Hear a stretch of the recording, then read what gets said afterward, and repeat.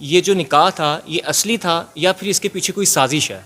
Police के तजर्बे ने मुझे जो सिखाया बताया कि 3 शॉपर वो लेके जा रही है, तीसरा शॉपर नहीं है। अच्छा, मजंग थाने के जी SHO से जब मेरी बात हुई तो उन्होंने कहा जी कि एक बंदा हमने पकड़ लिया है जो निकाह खां है जिसके साइन है। तो ये हम कह सकते हैं कि इनके पीछे कोई गैंग है? देन मैंने बड़े ऐसे वाक़यात भी अपनी लाइफ में देखा है कि इस टाइप के जोड़े जब इकट्ठे होते हैं और एक मस्ती होती है, एक जुनून होता है कुछ अरसे का, उसका मेडिकल भी कराया जा सकता है और उसमें रेडियोलॉजिस्ट जो हैं मेडिकल के हड्डियों से अंदाज़ा लगाते हैं। लड़के को खतरा है, लड़के के ऊपर अगवा का पर्चा हो सकता है, ज़ना का पर्चा हो सकता है। परवेज़ मुशर्रफ साहब के दौर के बाद अब कोई कानून नहीं है, वो लड़की आज़ाद है। इसका फाइनल सोल्यूशन यही है कि ये शादी नहीं चलेगी। वक्ती उनका मज़ा है या चस्का है, उसको पूरा करने के लिए लस्ट, मैं तो उसे लस्ट ही कहूँगा, उसके लिए वो अपनी ज़िंदगी भी बर्बाद कर रहे हैं।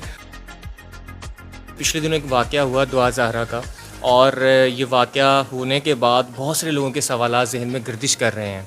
सबसे पहले हम आपसे यही सवाल करेंगे, ये जो निकाह था ये असली था या फिर इसके पीछे कोई साजिश है? देखें यार, FIR दर्ज हुई कराची में अगवा की, क्योंकि हालांकि जो मेन स्टोरी है वो ये, आप अगर आपने सुना है प्रोग्राम सारा या देखते रहे हैं TV, तो उस पर सोशल मीडिया पे यही था। और उसका वालिद और उसकी वालदा कह रहे थे कि जी वो बच्ची 3 शापर लेके गई और 2 शापर वहाँ उसने रख दिए, उसके बाद तीसरा शापर नहीं था। तो मैंने फर्स्ट टाइम ही अपनी बैठे मिसेस को कहा, मैंने कहा ये लड़की घर से भाग गई है। पुलिस के तजर्बे ने मुझे जो सिखाया बताया कि 3 शॉपर वो लेके जा रही है, तीसरा शॉपर नहीं है।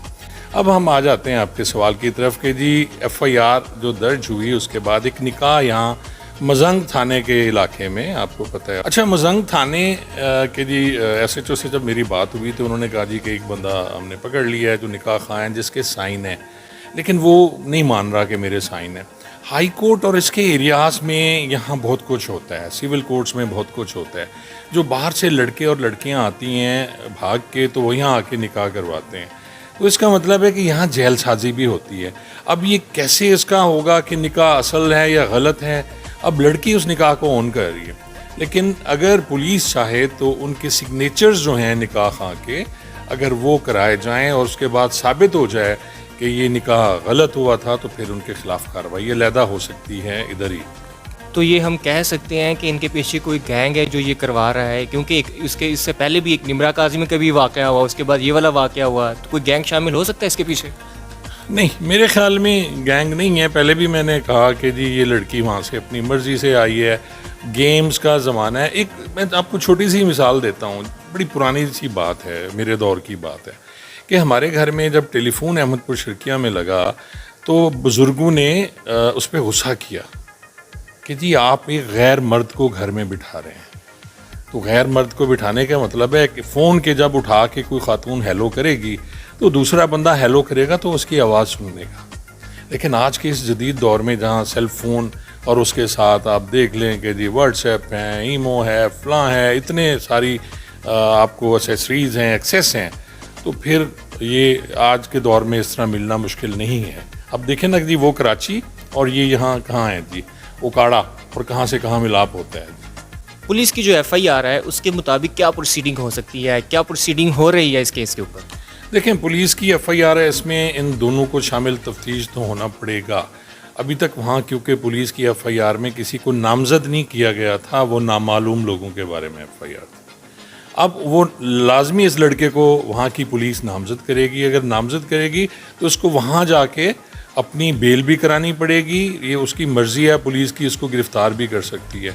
देन मैंने बड़े ऐसे वाक़यात भी अपनी लाइफ में देखा है कि इस टाइप के जोड़े जब इकट्ठे होते हैं और एक मस्ती होती है, एक जुनून होता है कुछ अरसे का, और जो ही वो उतरता है और सर पे फिर बोझ पड़ता है, तो ऐसी शादियां कभी नहीं टिकती।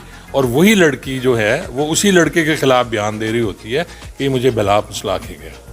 अज़ीज़ुल्लाह साहब, लड़की दुआ के वालिद का कहना है कि उसकी उम्र 18 साल से कम है। अगर शरीयत के तौर पे देखें तो शादी हो सकती है 18 साल से कम उम्र की लड़की की, लेकिन अगर हम पाकिस्तान के कानून को देखते हैं तो वो कहते हैं कि 18 साल से कम उम्र की लड़की की शादी नहीं हो सकती।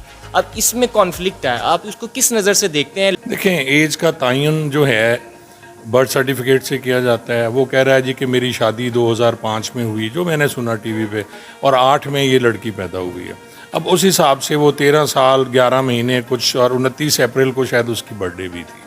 29 को वो 14 साल की होती है। तो कानून ये कहता है कि अगर यहाँ वो कह रही है मैं 18 साल की हूँ तो उसका मेडिकल भी कराया जा सकता है, और उसमें रेडियोलॉजिस्ट जो हैं मेडिकल के हड्डियों से अंदाज़ा लगाते हैं इस बंदे की एज कितनी है। अगर ये निकाह ख़त्म हो जाता है तो उसके बाद लड़के को ख़तरा है, लड़के के ऊपर अगवा का पर्चा हो सकता है, ज़ना का पर्चा हो सकता है। अगर अदालत कहती है कि ये निकाह ख़त्म कर दिया जाए तो फिर लड़के का क्या होगा? अदालत इस निकाह को कभी ख़त्म नहीं करेगी, ये पुलिस तफ्तीश की बात है, अदालत इसमें इंटरफेरेंस नहीं करती है। अगर पुलिस में साबित हो जाता है कि ये निकाह जो हुआ तो यहाँ झूठा था, लेकिन उसके साथ साथ आप देखें कि इस्लाम में इजाब व कबूल जो है उसमें कहीं नहीं लिखा हुआ ये जो रिटर्न निकाह है, ये निकाह आइली कवानीन जो 1965 के हैं अयूब खान के दौर में उसमें आया। इससे पहले बुज़ुर्गों के जो निकाह जो होते थे वो ज़ुबानी होते थे, उन्हें शरी निकाह कहा जाता था। ये इसलिए होता है कि बंदा जो उसकी चीज़ें हैं मुख्तलिफ़ किस्म के लीगल प्रोसेस हैं उसके लिए निकाह का होना लाजमी होता है, वरना निकाह के लिए निकाह फॉर्म पे या कहीं इसकी कोई शर्त नहीं है। अगर लड़की का वालिद इसको ज़बरदस्ती लेके जाना चाहे या इसको अपने पास बुलाना चाहे तो कोई ऐसा कानून अवेलेबल है कि वो इसको वापस बुला सकता है निकाह होने के बावजूद? नहीं, ऐसा कोई कानून नहीं है। परवेज़ मुशर्रफ साहब के दौर से पहले था कि लड़कियां इस तरह अगर आई हैं तो ज़बरदस्ती भी पुलिस वाले या कोर्ट्स भेज दिया करती थी। परवेज़ मुशर्रफ साहब के दौर के बाद अब कोई कानून नहीं है, वो लड़की आज़ाद है, अपनी मर्ज़ी से जहाँ जाए। आप देखें कि सेशन कोर्ट ने ये डिसीजन किया है कि आप इसको जहाँ आज़ाद मर्ज़ी से जाए। वो कहती है मैं अपने खामद के साथ जाना चाहती हूँ तो उसे कोई नहीं रोक सकता है, और ना ही ज़बरदस्ती की जा सकती है।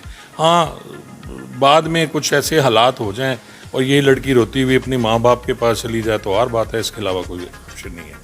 सर, आप साहब पुलिस ऑफिसर भी रहे हैं, सारी ज़िंदगी आपने बहुत सारे केसेस भी डील किए होंगे, आपका तजुर्बा क्या कहता है कि इस केस का फ़ाइनल सलूशन क्या होगा?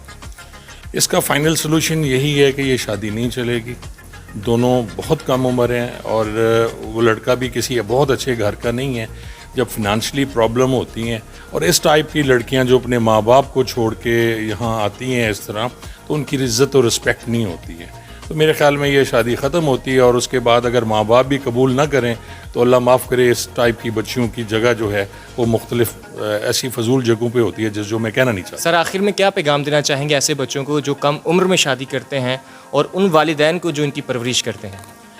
कम उम्री की शादी गलत नहीं है, इस्लाम में इसे मना नहीं किया गया, बल्कि कहा गया है कि कम उम्री में शादी की जाए। यहाँ ये भी है कि जी आप ज़िना नहीं करो, निकाह करो, लेकिन वो शादी वालिदैन की मर्ज़ी के साथ होनी चाहिए। अगर आप शादी अपनी मर्ज़ी से करेंगे तो ऐसी शादियाँ कामयाब कभी भी नहीं होती। और मेरा ये पैगाम है नौजवान बच्चों के लिए कि इस टाइप के जो वक्ती उनका मज़ा है या चस्का है उसको पूरा करने के लिए लस्ट, मैं तो इसे लस्ट ही कहूँगा, उसके लिए वो अपनी ज़िंदगी भी बर्बाद कर रहे हैं और एक ऐसी बच्ची जो पता नहीं किसकी बेटी है और कैसे आ रही है उसको भी बर्बाद कर रहे हैं।